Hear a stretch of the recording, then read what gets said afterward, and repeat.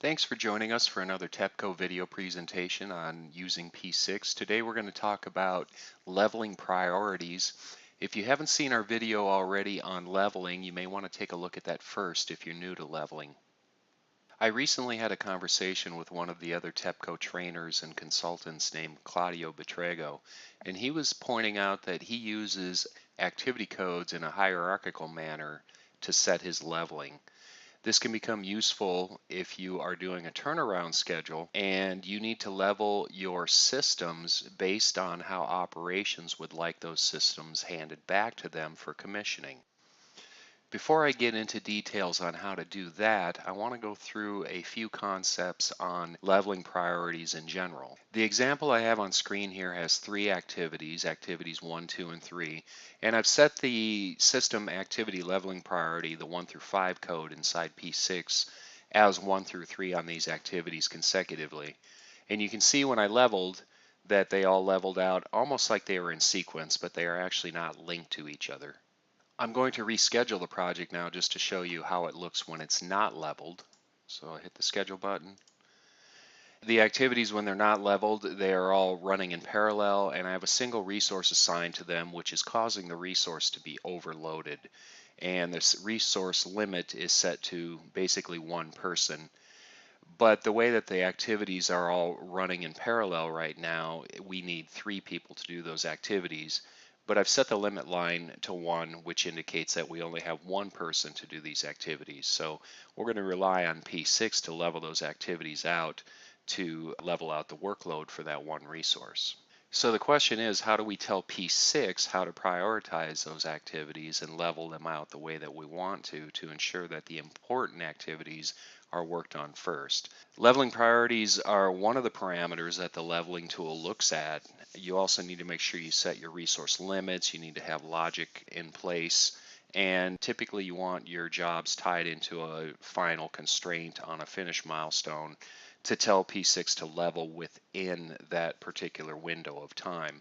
If you don't do that and you don't put a constraint on your finish milestone, P6 can level past that, which is okay. It just depends on what kind of technique you're using and what kind of information you're looking for. And once again, our other leveling video can give you more information on that. I'm going to click the leveling button again to show you the priority window. The priorities are down here, and I currently have it set to level based on activity leveling priority, which is the 1 through 5 code here. I've only used 1 through 3 on it, but there are 5 values in there, and that is a code that comes directly in P6. You don't have to create that activity code. It's part of the system. Now, when I level using the activity leveling priority 1 through 5 code, we end up with these results. This is what we first looked at. So the first activity, Activity 1, was set to an activity leveling priority of 1 or top, and P6 brought that in and made sure that it was going to be worked on first, followed by Activity 2 and by Activity 3. Now I want to show you what happens when we level, but we do not identify any sort of leveling priority, whether it's the system code of 1 through 5 or any other code. So I'm going to remove this, and I'm going to level. Notice how it did not level in the same manner. You could make an assumption that P6 would level by the activity ID if it didn't have any sort of parameters to follow that we've defined. However, that's not the case. The schedule did level, although it didn't level in the same format that we had previously leveled when we were using the activity leveling priority 1 through 5 codes. What P6 does is it looks at the database table IDs for each one of these activities. Those are IDs that we actually don't see. Anytime you create a record of anything in P6, there's an ID associated with it in the Oracle or SQL database tables. I'm going to step away from this exercise for a moment and show you how you can actually use the P6 report editor to identify what those table IDs are. So I'm going to go over to the reports view. And I had pre-built an activities report. I did just use the wizard on this, and all I brought in were the activity IDs and the activity names. However, I'll go ahead and run it, and I brought in another field to show the internal IDs. So I'm going to show you how to get into the report editor and where you would find the fields to create a report and show the internal IDs if for some reason you ever needed them. Back in the reports view, I can right click on a report and select modify, and that'll bring up the P6 report editor. This is what it looks like in the editor. I'm not going to go into any detailed training on the editor here. If you are interested in training on the report editor, some advanced training, you can attend one of our P6 advanced courses here at TEPCO. I built the report initially to show the activity ID and the activity name, but then I added another field for what's called the task ID. Basically, I copied the activity name field up here on the header. I renamed it to internal ID. And then I copied the activity name field down here in the data source, and I changed what I was going to draw back into the report from the database fields. So if I show that to you, this is just the internal ID header. So that's a custom text field. So all I did was I renamed that for internal ID. But down here, this task ID, anytime, or in most cases, anytime you want to reset or change a field in a report, you do it by changing this field in the properties window called the cell field. This one was originally set for activity name because I had copied from the activity name field that I already had in the report. So I have a field here with activity name on it, and when I hit this drop down for cell field, you're going to see that there's an activity ID. That is the normal activity IDs that we see when we're working in P6. However, if you scroll all the way to the bottom, there's another activity ID. That is actually not the normal P6 activity ID that we look at, although it is named the same. Watch what happens when I select this one. It says task ID right now. Now I can do a print preview, and you'll see that the internal IDs are bringing back what's called the task underscore ID from the Oracle or SQL tables. Now let's take note of the actual task ID numbers here. I'll blow this up a little bit so you can see it. Notice how we have 39696, 39697, and then 39695. That's the order that they were numbered inside the database tables, although that doesn't really correspond to the activity IDs that we have over here, so not quite in sequence. I'm going to close this window now and close the report editor and go back to the activities view. And you can see how it leveled. It actually leveled based on the task IDs in the database tables. Now, is there any value in using the internal IDs in the database tables for leveling? Probably never. So the point here is that when you are leveling, you have to set a leveling priority what you're going to level by, whether it's the 1 through 5 activity leveling priority code, or you build an activity code, or maybe you just want to level based on total float. Regardless, you need to set something here, because if you leave it blank, it's going to look at the Oracle task ID numbers and it's going to level based on that, and that's not going to make any sense. The task IDs are typically incrementally created based on the records that you enter and the order that you enter the records. So as you add activities, the IDs are created, the task IDs are created in the background. By the way, those task IDs and the table IDs are associated with every type of entry that you put into P6. So you could actually use the report editor to identify the table IDs for activity codes, for resource assignments, for resource IDs, that sort of thing. So you're not just limited to activity IDs.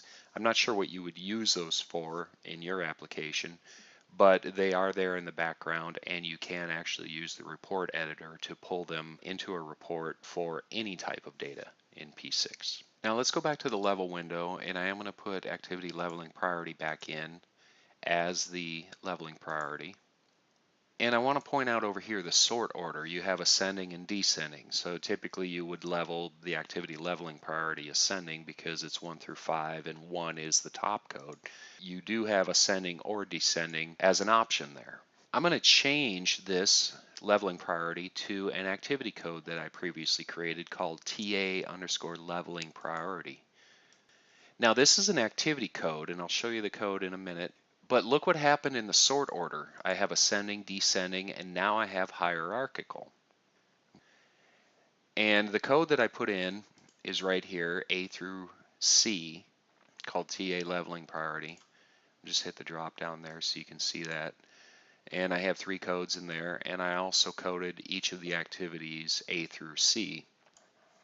If I level using the TA leveling priority code now that I've built and I have it set to ascending, I'm going to level, and you can watch what happens here. It leveled them out ascending, so we have A, B, and C, exactly like how we were using the activity leveling priorities 1 through 3. I want to clarify a couple things about the activity codes and using them to level in an ascending manner. So I'm going to go up to the activity code. Here's the code dictionary, and I have A through C in there. I'm going to take priority A and I'm going to bump it down to the bottom. So now it goes B, C, A, and I'm going to close that. I'll go ahead and reschedule, and then I'm going to level again. Notice how changing the code list and the order of the list did not change how things leveled. It's still leveling ascending because it's looking at A, B, and C regardless of the order that they are in the code list. Now I want to go to the leveling window, and I'm going to change this to hierarchical. I'm going to close, then I'll level it, and watch what happens. Now it's leveling based on hierarchical. So if I go back to the codes list,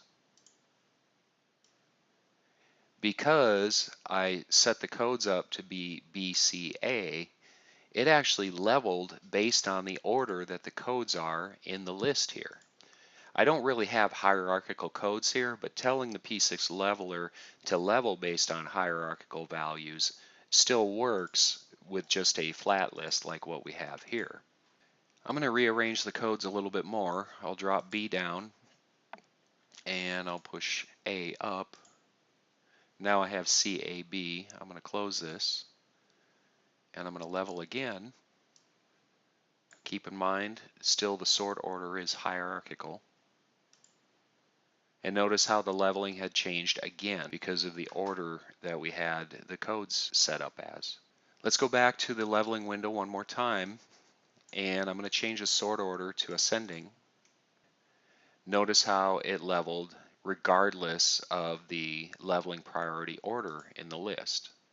So you can see that the list is CAB. It's still leveled based on the code values ascending. And then if I go back to the level window, I could change it to descending and level, and you'll notice it went in reverse.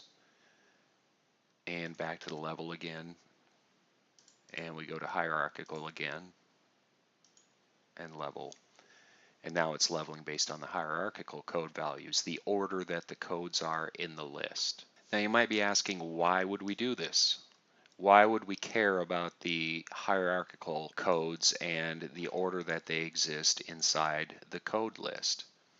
The concept here is that you could be using an activity code for systems. Let's say that a refinery has systems 1 through 8, and they have codes for those systems built into P6, so systems 1 through 8.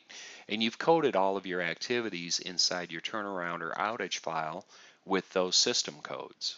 I built a new example here with 8 activities in it, and they're coded with systems 1 through 8 and labeled as systems 1 through 8. You would probably actually name the systems in your environment, so there might be a reaction system or a steam system, that sort of thing. So you would build your codes based on that. But we'll just keep this simple. I'll show you the codes list. Here's a code called TA_systems, and I have systems 1 through 8 there. So now I can go and level these systems. I'm going to change my code to be the TA_systems code, and we'll run it the first time ascending and level, and you'll see that everything leveled out. I'm using the same resource, and I have the resource limit still set to 1, so everything leveled out almost like it's running sequentially. Now I'm going to go and level, but I'm going to change the sort order to hierarchical, and I'm going to level again. You won't see a change yet. Now, if I went to Enterprise Activity Codes And let's say that operation said, hey, we need system 5 back first. All I have to do now is come in here to the code list and bump system 5 to the top. Then they might say, well, we need 4 next, and then we need system 7, and so on. And operations can typically give you the order that they need the systems back in order to start commissioning the systems in the order they need to commission them in order to bring the units back up and running fully. We can rearrange the order of the code list based on how operations prioritizes the systems. So we'll leave it at that right now. I'm going to go back out and level again. Keep in mind I'm leveling based on systems, and I've got the sorting on it to be hierarchical. Now you'll see how it's all scattered.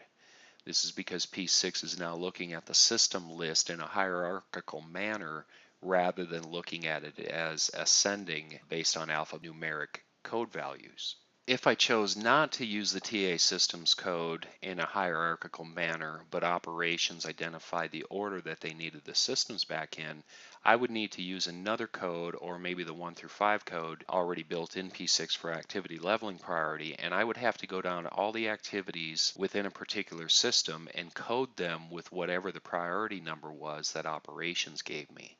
By using the TA systems code, leveling on it hierarchically, all I have to do is move or rearrange the values list inside of P6, and then P6 will look at that from a hierarchical standpoint to do the leveling. This saves me from having to do extra coding because the system codes are probably already assigned to all of my activities. They've probably been there since the planning stage.